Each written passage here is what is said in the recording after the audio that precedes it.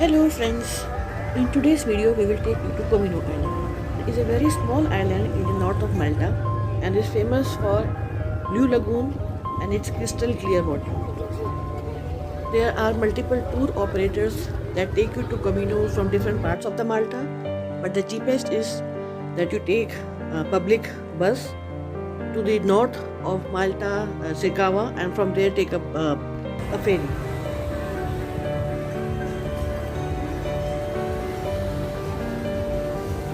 यहाँ जाना है पॉपाई विलेज में जाना है बीच पे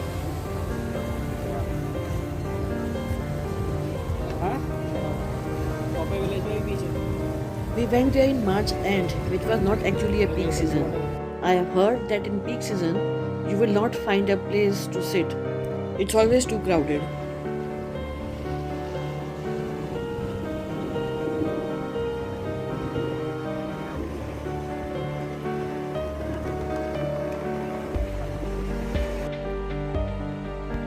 It's a specialty of Comino Island. It comes in both cocktail and mocktail form. You must try this.